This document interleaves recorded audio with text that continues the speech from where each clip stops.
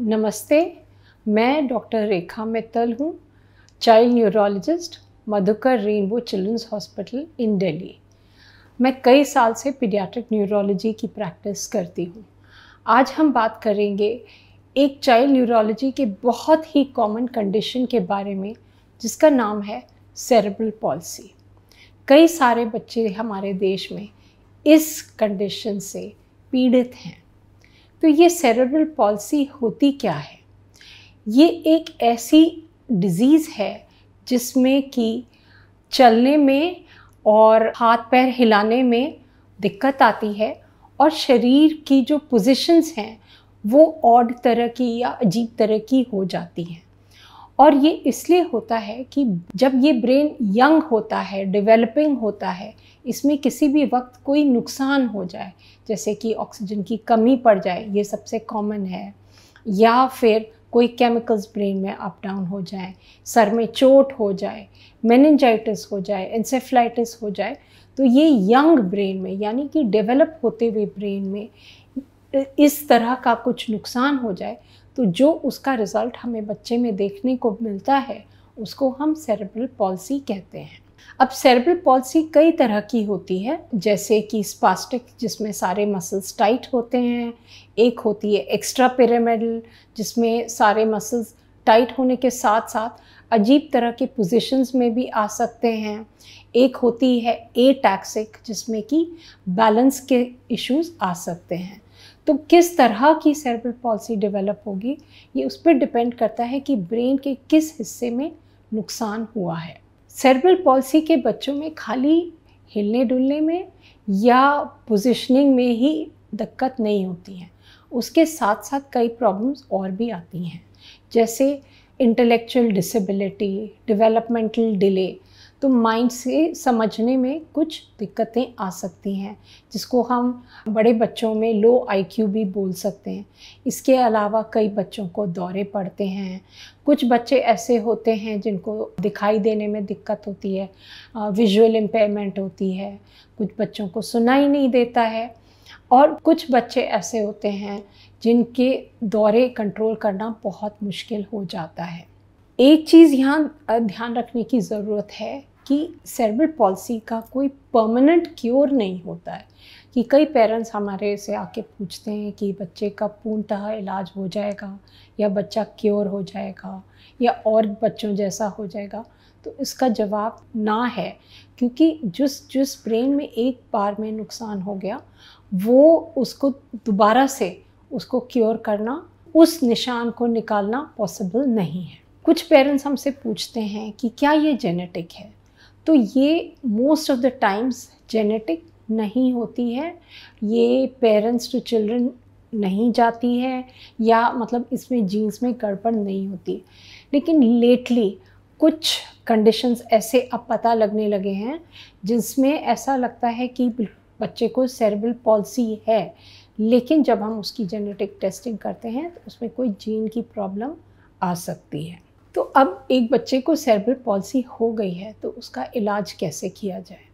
तो उसका इलाज में मतलब हम ये नहीं कह सकते कि सिर्फ दवाइयाँ दे दें या सिर्फ थेरेपी कर दें तो इलाज हो जाएगा। इसके इलाज के लिए एक मल्टी डिसिप्लिनरी टीम के साथ में जुड़ना पड़ता है। मल्टी डिसिप्लिनरी टीम का मतलब होता है कि एक टीम ऐसी है, बच्चे के जो प्रॉब्लम है उसके हर पहलू पे ध्यान दे। जैसे जो चाइल्ड न्यूरोलॉजिस्ट है, उसका काम है बच्चे को देखना कि दौरे तो नहीं पड़ रहे, मसल्स कितनी टाइट हैं, कुछ उसको मसल्स लूज़ करने के लिए कुछ दवाइयाँ तो नहीं देनी है। ये सब चीज़ें देखनी पड़ती हैं। दौरों का ट्रीटमेंट, मतलब और कई तरह की चीज़ें देखनी पड़ती हैं। इसके अलावा एक डेवलपमेंटल पीडियाट्रिशियन भी साथ में होता है, जो कि ये डिसाइड करता है कि बच्चे का डेवलपमेंट किस स्टेज पे है और किस तरह की थेरेपी की उसको ज़रूरत पड़ेगी। फिर एक आई डॉक्टर भी साथ में आँख की जांच पीरियोडिकली करते हैं कि बच्चे को दिखाई कितना देता है, कुछ स्पेक्स की ज़रूरत है, कभी कभी आँख महंगी हो जाती है तो उसका ऑपरेशन कब होगा, कभी कभी पैच लगाना पड़ता है। तो इस सब का ध्यान आई डॉक्टर रखता है।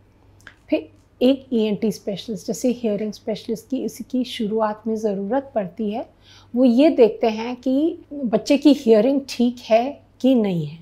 तो अगर हियरिंग कम होती है तो उसको हियरिंग एड का एडवाइस देता है, या बिल्कुल एब्सेंट होती है तो कॉक्लियर इम्प्लांट दिया जा सकता है।